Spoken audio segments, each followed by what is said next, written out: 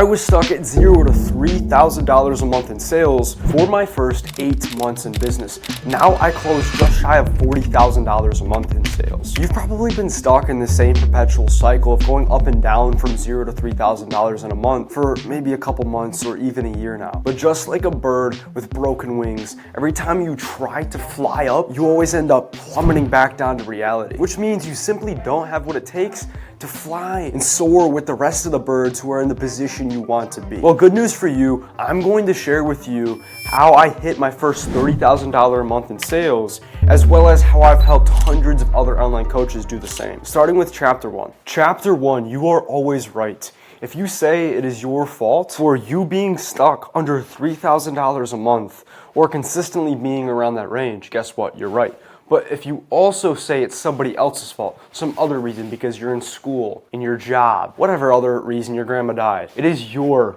fault. But you might say it's not. And let me tell you a story to kind of back that point. So this is one of the biggest reasons why I didn't actually make more than $3,000 for a very long time, because I constantly casted the blame to my situation, whether I was training to do martial arts, or I was going to the gym, or I was in school at the time. When I first started business, I was just a sophomore in high school. And I was right. I mean, I told myself it wasn't my fault. I casted the power over to these other things, which then made it so, well, yeah, I was right, but that also then gave them the power, not me. As only whatever you believe is actually true, and that is true for you, because that is what you act on, therefore creating your reality. As what you think is determined by what you believe, and then the decisions you make are determined by the thoughts you have, and the actions you take are determined by the decisions you make. Think about that. Your beliefs shape your thoughts, shaping your decisions and your actions,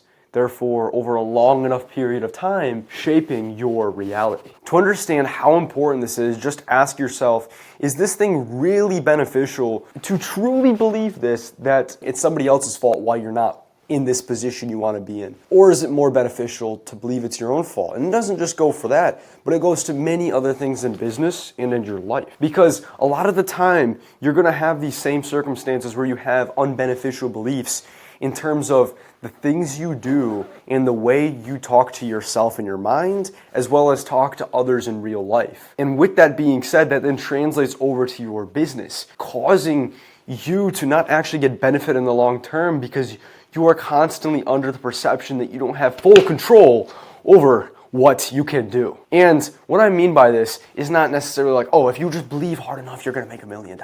No, it's about defining how you're going to perceive your situation, because fundamentally one perception of a situation is going to be more powerful than another. For example, think of any time maybe you've eaten an apple. You've taken 4 or 5 bites so far. You can either tell yourself, oh, the apple's half eaten, this sucks. I mean, probably should grab another one. Let me just throw it away. Maybe you won't go that far, but you'll feel a different feeling than being like, oh, half not. I still got half the apple left. It's cool. This is because of the fact you change your perception. And then what makes you feel better, therefore helping you act more? Is it the belief that the apple has more to give you, or is it the belief that you've already taken a lot out of it? And just understand, this isn't about the apple. It's about you. Then with that being said, you have to understand how and why do you believe these things, which goes into chapter 2. Chapter 2, the conditioning paradox. The reason why this is paradoxical is because imagine this.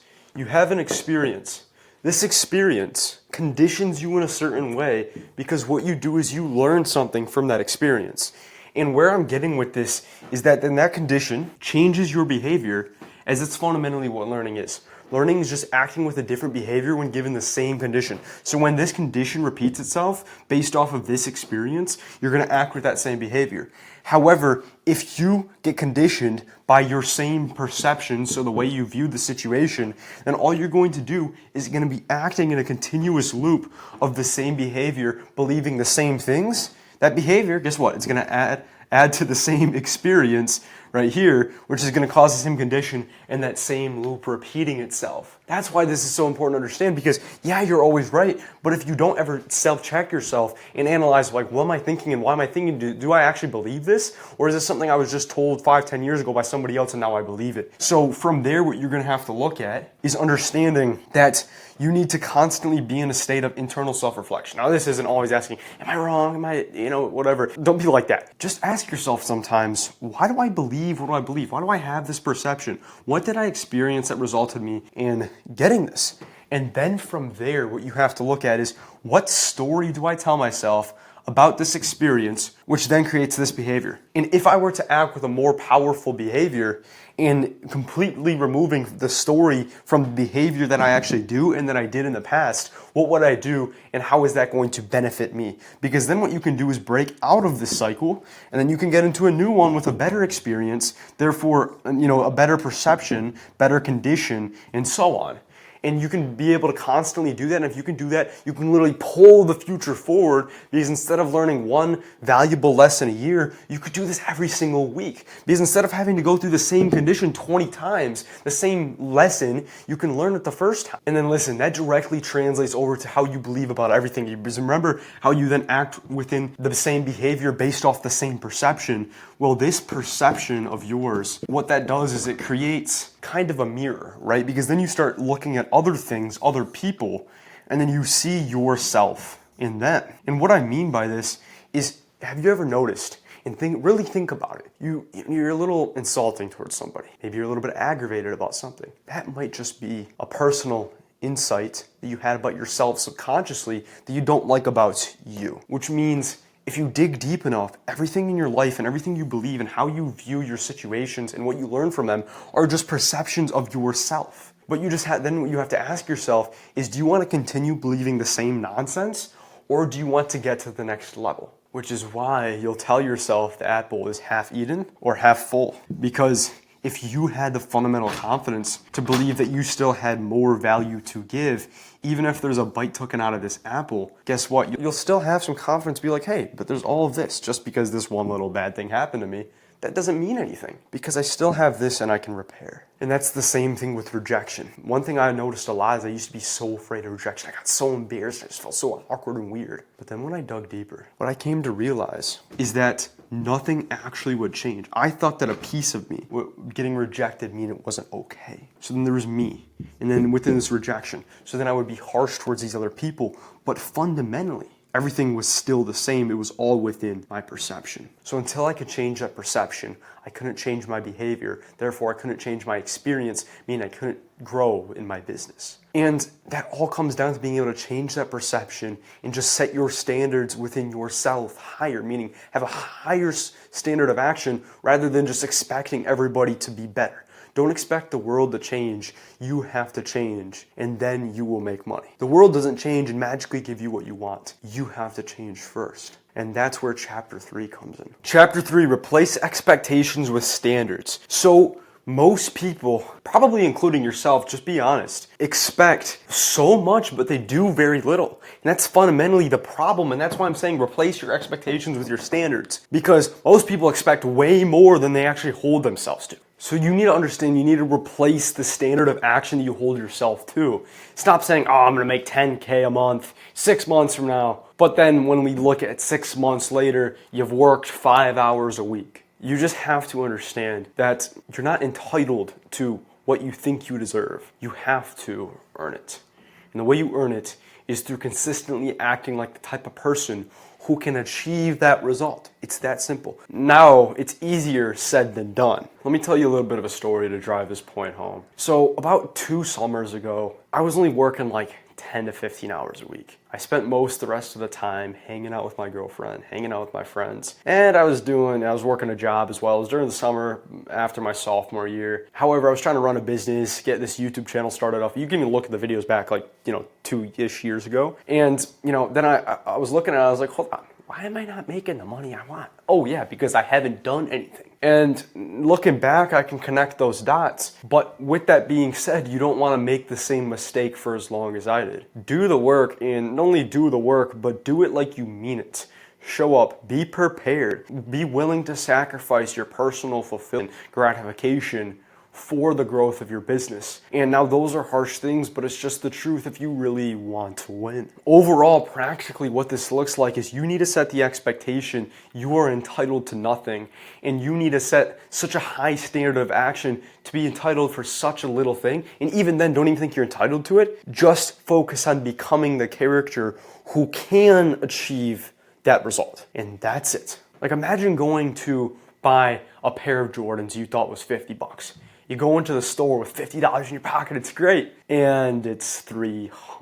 Are you gonna say Jordans aren't for me? Or are you gonna wake up and replace your expectations with standards, and instead of focusing on how much the Jordans are, just save and make a bunch of money, so 10 months from now, 2 years from now, or whatever, you can go in the store and buy any of them you like without having some preconceived notion that it's a certain price that you can barely afford. And that all comes down to one thing, which is input-based behavior, which leads directly into chapter 4. Chapter 4, input-based behavior. You have to make your behavior based off of the action, so the input that's necessary to help you become the type of person who can achieve the goals you have. Because what I mean by this is, okay, become, what does that mean? Well, it means a transformation from the start to the end. So input always creates an output. Therefore, you need to act with the behaviors that the type of person that can achieve the output that you're looking for acts with. I mean, it's fairly simple, but then you have to start defining, what are these behaviors? I bet you could know. Sit in a room for 30 minutes. Write down on a piece of paper behaviors, and then start listing them off. This is your thoughts, your words, your decisions, your actions, and then list those down. I bet you can come up with a decent amount of things that are like this type of person that you're looking for. But most people they act with behaviors on what is going to make them feel good in the moment. Or to the next level, some of these people on self-improvement will say it's their purpose.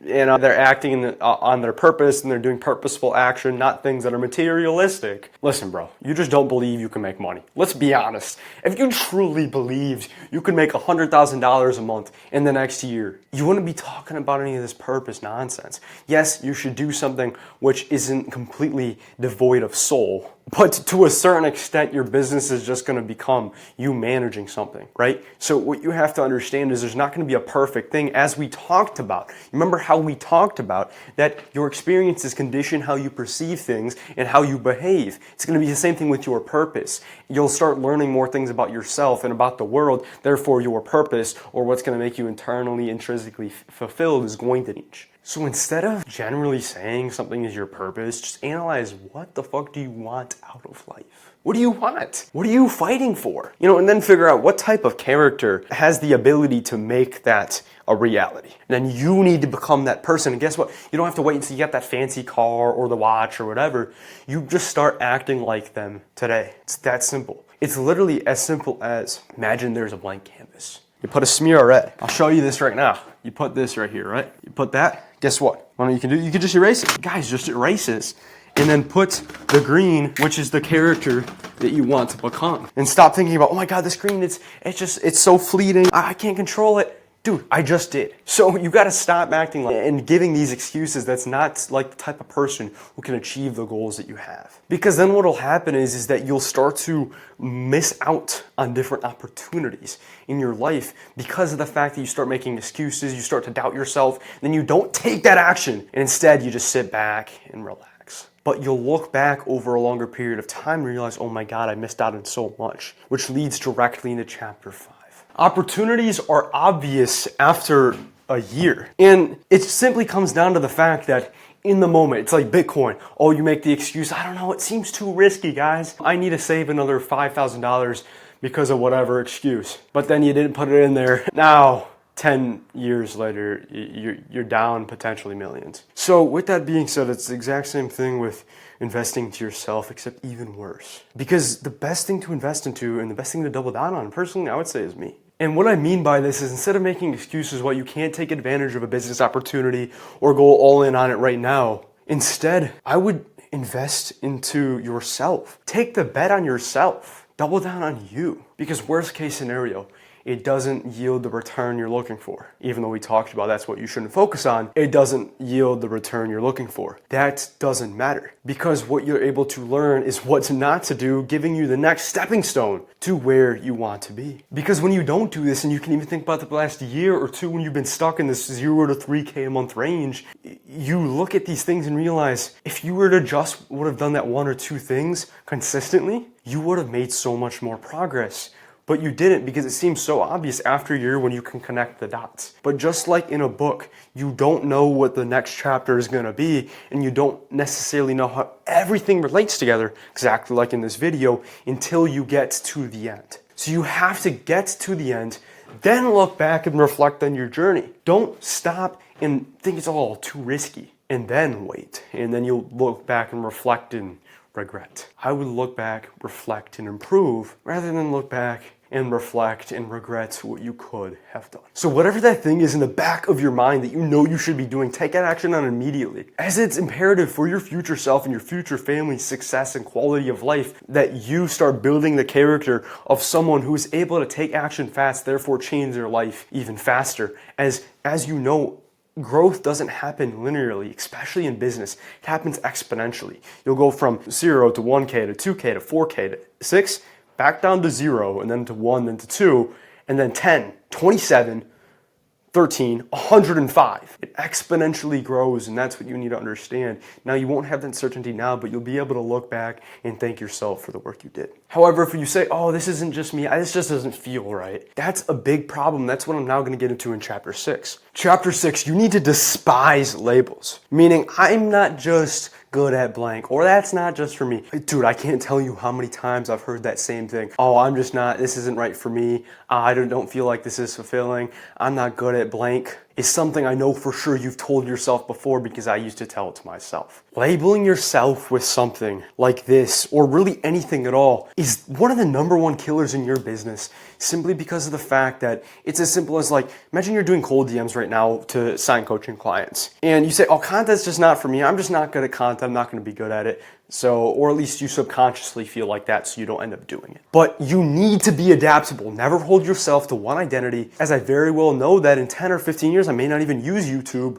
or I'm going to do a majority of the things I'm doing right now and currently in business, simply because of the fact that I'm going to be malleable, and I'm going to have to adapt to what my business needed in order to get to the next level. Overall, you have to ask yourself, oh, this doesn't work, this isn't right for me, does that actually empower you to be able to grow your business to the next level and allow you to sacrifice more? Now, if you're not willing to, hey man, that's totally okay. I'm not going to tell you what to do if it's in that sense. If you're not willing to sacrifice something, that's up to you. But then you have to understand the negative impact that has on your business growth. And stop trying to delude yourself into thinking that's not true. Because in fact, most of the time, as soon as you stick yourself to one identity, one action, one thing, you have the exact opposite effect of benefiting yourself, and you might feel good in the moment because you don't have to change. But sorry to tell you, it's going to have the exact opposite effect you're hoping for. Like, imagine being a fitness coach, right? You're a fitness coach. You're like, all right, guys, you got to do this and whatever. But saying, oh, working out just isn't right for you, and you did it a couple times, and you're kind of in shape now, so you just don't want it. You're not going to do it, dude. You're going to be in the gym. You got to be. It's a party.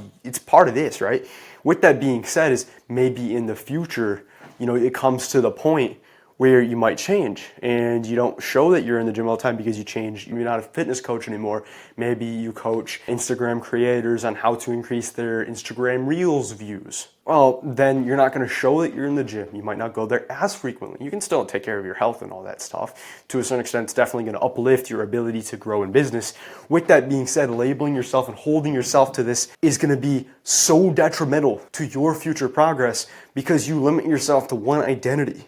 You're not malleable like you need to be able to grow in business because of how ever-changing this game is. And then eventually you'll realize this, but sometimes it might be too late, which leads perfectly into Chapter 7. Chapter 7, the last straw.